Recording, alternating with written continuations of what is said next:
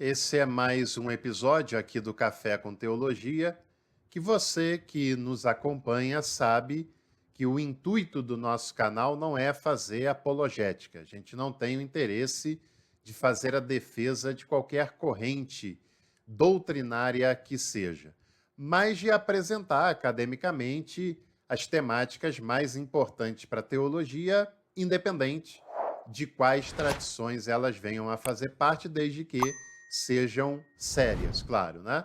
E no vídeo de hoje nós separamos uma temática bastante surpreendente que você deve conhecer com mais profundidade. Quer saber qual é essa temática? Então, é claro, é só você ficar comigo que nós falaremos sobre isso no episódio de hoje.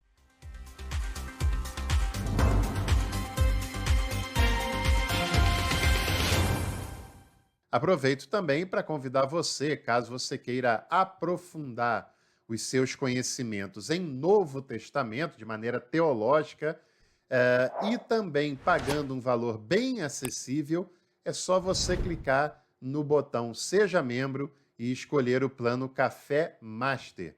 Você faz o curso Novo Testamento e ainda tem acesso às aulas do nosso curso completo de teologia. Então não perca tempo e faça sua adesão hoje mesmo. No episódio de hoje, nós vamos falar sobre os dogmas marianos. Nós não vamos compreender de maneira apologética, nós vamos compreender de maneira histórica como isso se dá ao longo da história, que é a metodologia preponderante que nós temos utilizado aqui no canal. Esse é o grande valor da teologia, principalmente da teologia sistemática, né? Não importa exatamente para um teólogo que quer pensar com profundidade, com maturidade, se a questão é de Deus ou do diabo, porque isso não se aplica de maneira alguma. Se a questão é boa ou ruim, porque juízo de valor é uma coisa muito adolescente, né, na academia. Mas de pensar como é que o dogma surgiu na história, qual o contexto que se tinha, o que se tinha como objetivo a alcançar naquele momento, como ele se consolida na história. Esse é um elemento importante.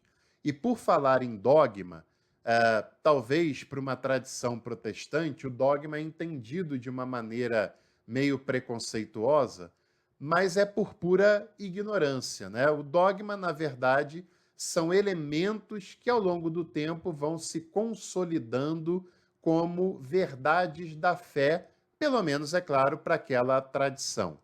No catolicismo, isso é feito de maneira clara, de maneira técnica, seja por um concílio em que o dogma é decretado, seja pela afirmação de algum papa que é considerado o chefe dessa tradição, dessa igreja.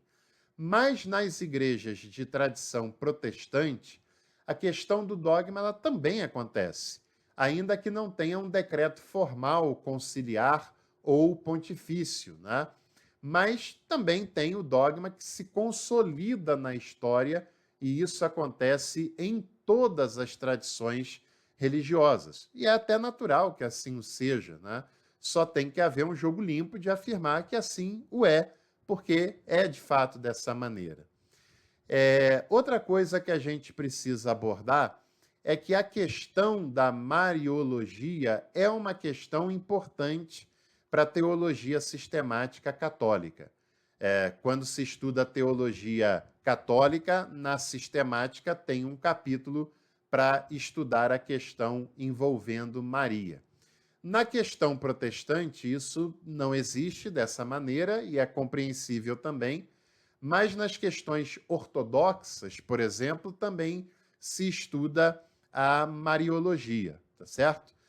Então, esse é um ponto também importante para a gente abordar e pensar o seguinte, que ao longo da história do dogma, ao longo da história da teologia, 4 dogmas marianos foram afirmados, cada um de uma maneira diferente, né? E hoje o que está em vigor são esses 4 dogmas marianos. O primeiro ponto é que a gente, ainda não o primeiro dogma, né? Mas um primeiro ponto que a gente precisa abordar nessa formação dogmática envolvendo Maria foi uma afirmativa de Irineu de Lyon, que viveu lá por volta do segundo, terceiro século, isso antes de grandes concílios, né, acontecerem, antes da igreja ser como é nos dias atuais. O Irineu de Lyon falou lá na Patrística que Maria era corredentora da humanidade. Não quer dizer que ele tenha afirmado que Maria salva, como também não há nenhum documento oficial da igreja que afirme que Maria salva, né? Isso é falácia, que infelizmente muitos repetem. Pelos dogmas da própria igreja, o único salvador é Jesus Cristo, tá certo? Mas por que Irineu entende Maria como corredentora da humanidade? Porque ele entendia que Jesus era o Redentor e que a redenção de Deus na pessoa de Jesus só veio fazer parte da história, só veio fazer parte da humanidade através do processo de encarnação, nascimento e desenvolvimento da pessoa divina encarnada em Jesus.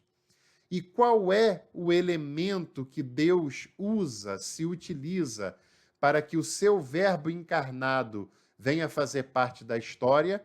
O ventre de Maria, é claro. Ela é o único ser humano que é participante desse processo de redenção, porque ela é a pessoa que vai receber o Verbo de Deus encarnado em seu ventre, que vai gestá-lo, pari-lo, né, e que vai nascer na sua família. E como ela é a porta de entrada do Redentor à humanidade, ela foi considerada por Irineu como corredentora, como participante do processo de redenção. Mais à frente, o Concílio de Éfeso, no ano 431, vai aprovar o primeiro dos dogmas marianos, que é a maternidade divina.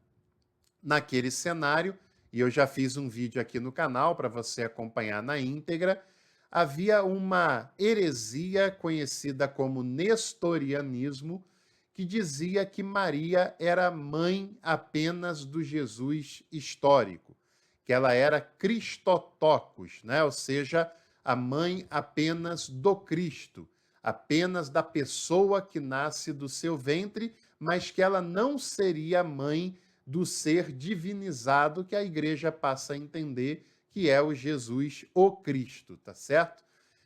O que o Nestório está propondo nesse caso é uma divisão das naturezas de Jesus.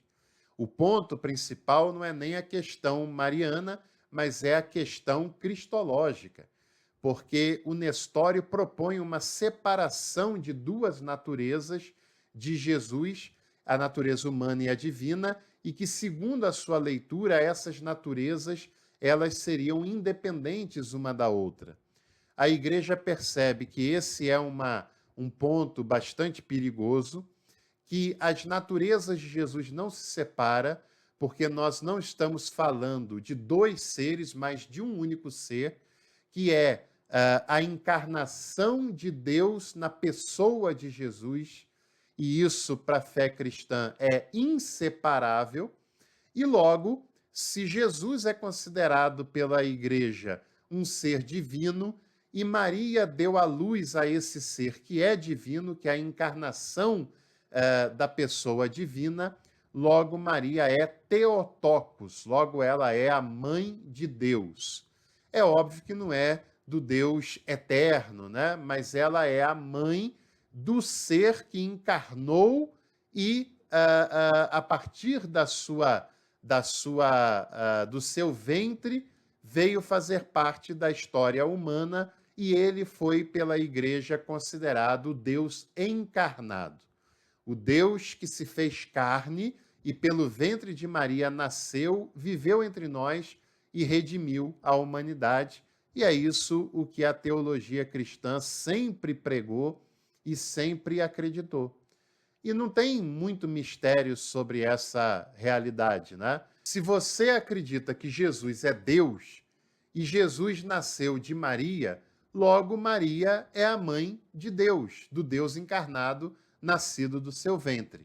E o Concílio de Éfeso declara isso como dogma no ano de 431, que Maria é Theotokos e, consequentemente, o concílio estava declarando que as duas naturezas de Jesus são indivisíveis.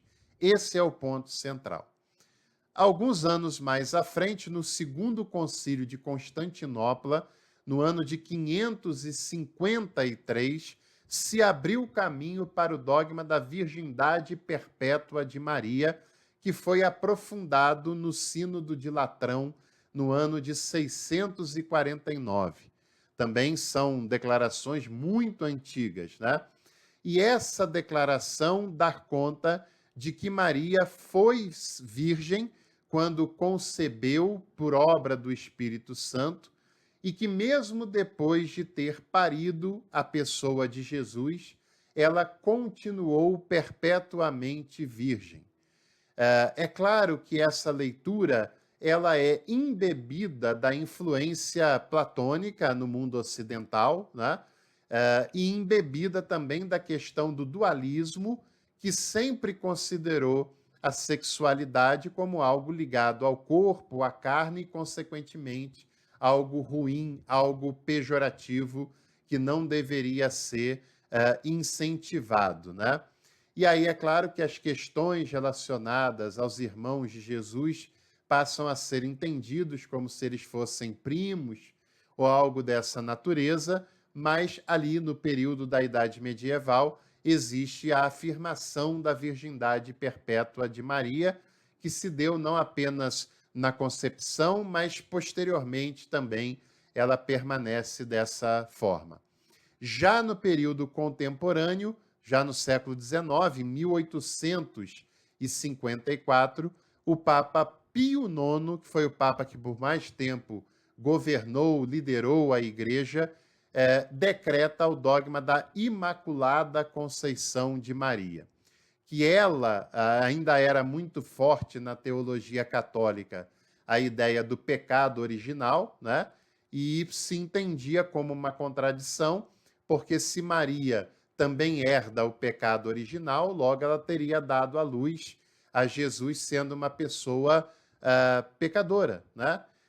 E o que esse dogma quer dizer é que não há contradição, porque Maria também foi concebida sem pecados, sem a presença do pecado original na sua conjuntura, né?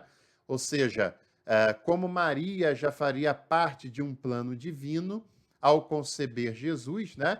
Quando ela nasce, ela já nasce sem o pecado original e ela já nasce cheia de graça, conforme o Magnificat vai dizer lá em Lucas, né? Que ela é cheia de graça, e isso já é, então, com esse dogma entendido já na sua concepção. O fato é também, é claro, que a ideia do pecado original, ela não se sustenta, apesar de ser muito tradicional, apesar de vir lá de Santo Agostinho, mas que hoje, inclusive na teologia católica, a ideia do pecado original ela já é amplamente negada, né? Amplamente discutida. E o quarto dogma mariano é ainda mais recente, do século XX, com o Papa Pio XII, em 1950, que é o dogma da Assunção de Maria. Esse dogma declara que Maria teria subido ao céu e não apenas sido salva, como todo crente em Jesus é salvo, né? Mas ela teria subido ao céu de maneira física e espiritual. Teria sido assunta ao céu, de fato, né? É uma concretude que já acontece na história, mas que terá sua complementação escatológica, assim como se fala da questão cristológica, né? O reino de Deus, a pessoa de Jesus, a obra de salvação já está presente entre nós, mas ainda não de maneira plena, o que se dará na era escatológica, né? Então, esses são os 4 dogmas marianos que estão presentes na Mariologia católica, né? A maternidade divina, a Virgindade Perpétua, a Imaculada Conceição e também a Assunção de Maria aos céus. É uma apresentação histórica e sistemática que nós, independente qual seja a sua linha de crença e a sua linha religiosa, se for o caso, deve ser compreendido à luz da teologia sistemática de maneira séria, né? E se você gostou também dessa apresentação, não se esqueça de deixar aqui a sua curtida e aproveite também para se inscrever no canal. Em breve voltamos com mais Café com Teologia. Até lá!